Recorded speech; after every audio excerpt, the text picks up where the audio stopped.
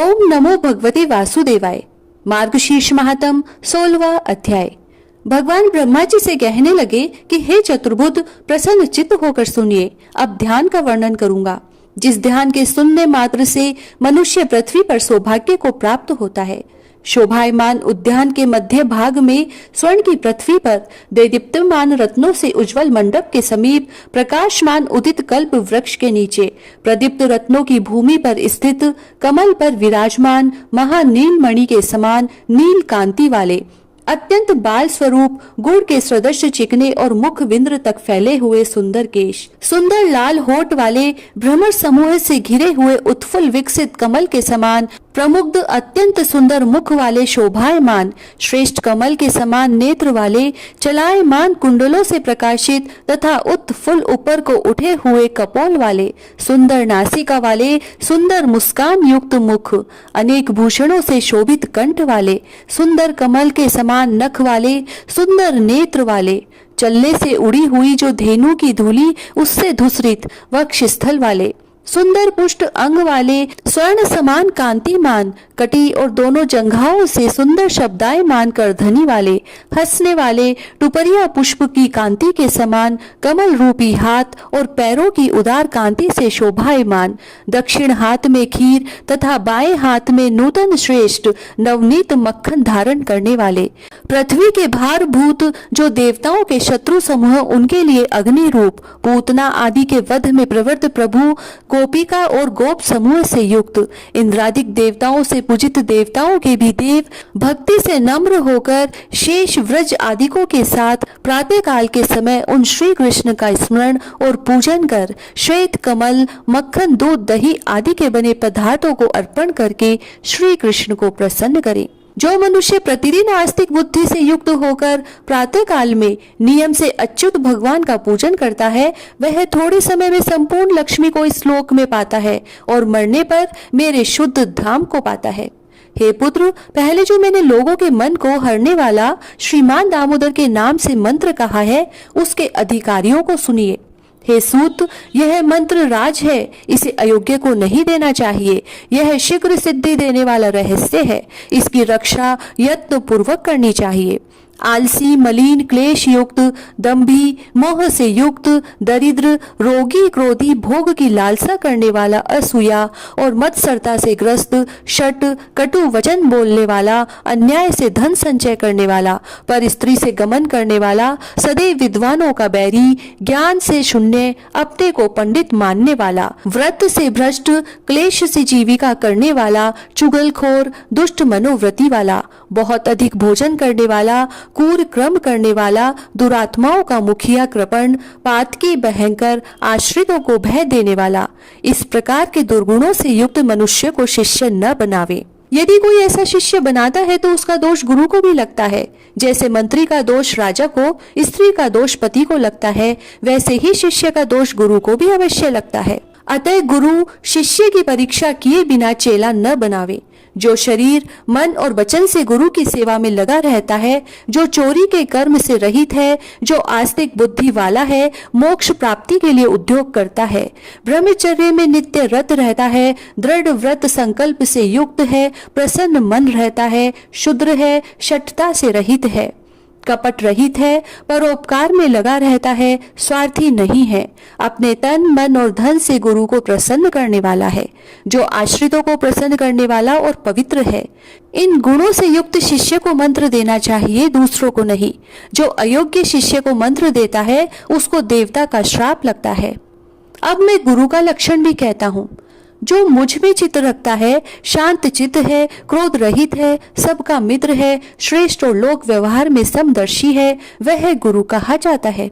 जो वैष्णवों को मानता है, नित्य ही मेरी कथा में लीन रहता है और सदा मेरे उत्सव में रहता है, कृपा का सागर है, पूर्ण मनोरथ है, समस्त जीवों का उपकार करने वाला है, स्वयं सब प्रकार से निष्प्रह है, सिद्ध है, समस्त विद्या का पंडित है, समस्त संदेहों को दूर करने वाला है, आलस्य रहित है, श्रेष्ठ है, लोगों का मान्य है, ब्राह्मण है, समस्त भूत भविष्य और वर्तमान को जानने वाला है और जो सब पर अनुग्रह करने वाला है। जो इन गुणों से युक्त है वह मनुष्यों का गुरु है। हे पुत्र, मार्गशीर्ष मास में मेरे मंदिर में ऐसे गुरु से मंत्र ग्रहण करना चाहिए तथा विद्वान विष्णु के व्रतों को ग्रहण करें। मेरे प्रिय श्रीमद् भागवत का हमेशा श्रवण करें। मुझको प्रसन्न करने वाला और लोक में प्रसिद्ध श्रीमद् भागवत नाम पुराणों का श्रद्धा युक्त होकर श्रवण करे। जो मनुष्य नित्य श्रीमद् भागवत पुराण का पाठ करता है उसको प्रत्येक अक्षर में कपिला गोदान का फल मिलता है, और जो भगवान का आधा श्लोक अथवा श्लोक का एक पाद नित्य पढ़ता है या सुनता है उसको 1000 गोदान का फल प्राप्त होता है। हे पुत्र, जो जितेंद्रिय होकर भगवान के श्लोक का पाठ करता है वह अष्टादश पुराणों के पाठ फल का भागी होता है। जहाँ पर मेरी नित्य कथा होती है वहाँ पर वैष्णव वास करते हैं, और जो सदा मेरी पूजा करते हैं वह कलयुग के दोष से दूर रहते हैं। जो मनुष्य अपने घर में वैष्णवों के शास्त्रों की पूजन करते हैं वह समस्त पापों से मुक्त होकर देवताओं से वंदना किए जाते हैं। जो अपने घर में इस कलयुग में मद भागवत शास्त्र का नित्य पूजन करते हैं, पद पदार्थ की व्याख्या करते हैं और कहते हैं कि मैं उन पर अत्यंत प्रसन्न रहता हूँ। हे पुत्र, जितने दिनों तक घर में भागवत शास्त्र की चर्चा रहती है तब तक पितृ दूध, घी और शहद तथा जलपान करते हैं। जो लोग भक्ति से वैष्णव को भागवत शास्त्र का प्रदान करते हैं वह कल्प कोटि सहस्त्र वर्ष पर्यंत मेरे लोक में वास करते हैं। जो सदैव अपने घर में भागवत शास्त्र का पूजन करते हैं वे महाप्रलय पर्यंत तक सब देवताओं को प्रसन्न कर देते हैं। घर में भागवत का आधा श्लोक का एक पाद रटना श्रेष्ठ है, तो अन्य सैकड़ों हजारों शास्त्रों के संग्रह से क्या प्रयोजन, अर्थात सब व्यर्थ है। कलयुग में जिनके घर में भागवत शास्त्र नहीं है वह यमराज के पाश बंधन से कभी मुक्त नहीं हो पाता। कलयुग में जिसके घर में भागवत शास्त्र नहीं है वह कैसे वैष्णव हो सकता है, वह तो चांडाल से भी अधिक नीच है। हे लोकेश, हे पुत्र, मेरे प्रश्नार्थ सर्वस्व देकर भी श्री भागवत शास्त्र का संग्रह करना चाहिए। कलयुग में जहाँ जहाँ पवित्र भागवत शास्त्र होता है वहाँ पर ही मैं सदैव देवताओं के साथ वास करता हूँ, और वहाँ पर नित्य समस्त तीर्थ, नदी, नद, सरोवर, यज्ञ, सातपुरी और समस्त पर्वत वास करते हैं। हे लोकेश, यश धर्म में विजय चाहने वाला धर्म बुद्धि मेरे भागवत शास्त्र का पाप, क्षय और मोक्ष के लिए श्रवण करे। श्रीमद् भागवत पुण्य, आयु, आरोग्य, पुष्टि को देने वाला है। इसके पढ़ने या सुनने से मनुष्य सब पापों से छूट जाता है। जो मनुष्य श्रेष्ठ श्रीमद् भागवत को न तो सुनते हैं और न सुनकर प्रसन्न होते हैं, यमराज सर्वदा उनके स्वामी हो जाते हैं। यह निश्चय ही सत्य है। हे पुत्र, जो मनुष्य जिस दिन श्रीमद् भागवत को सुनने नहीं जाता है, विशेष करके एकादशी के दिन नहीं जाता है, उससे बढ़कर दूसरा और कोई पातकी नहीं है। जिसके घर श्रीमद् भागवत का एक श्लोक, आधा श्लोक अथवा श्लोक का एक पाद भी हस्तलिखित रहता है उस घर में सदैव वास करता हूँ। जैसा मनुष्य को पवित्र करने वाला श्रीमद् भागवत है वैसा समस्त आश्रमों, ब्रह्मचर्य, गृहस्थ, वानप्रस्थ और संन्यास का धारण करना और समस्त तीर्थों में स्नान करना पवित्र नहीं है। हे चतुरानन, जहाँ जहाँ श्रीमद् भागवत होता है वहाँ वहाँ मैं बछड़े से प्रेम करने वाली गौ के समान दौड़कर जाता हूँ। जो मेरी कथा का वाचक है तथा जो मेरी कथा के श्रवण में रत है अथवा मेरी कथा को सुनकर प्रसन्न होता है, मैं उसका त्याग कभी नहीं करता। हे पुत्र, जो श्रीमद् भागवत को देखकर खड़ा नहीं होता उस मनुष्य का 1 वर्ष का पुण्य नष्ट हो जाता है। जो श्रीमद् भागवत को देखकर उसके सम्मान के लिए खड़ा हो जाता है या नमस्कार करता है उसको देखकर मुझको अतुल प्रीति होती है। जो मनुष्य श्रीमद् भागवत को देखकर उसके सन्मुख जाता है वह पद पद में अश्वमेघ यज्ञ के फल का अवश्य भागी होता है। जो मनुष्य उठकर श्रीमद् भागवत को प्रणाम करता है उसके लिए मैं धन, पुत्र, स्त्री और भक्ति देता हूँ।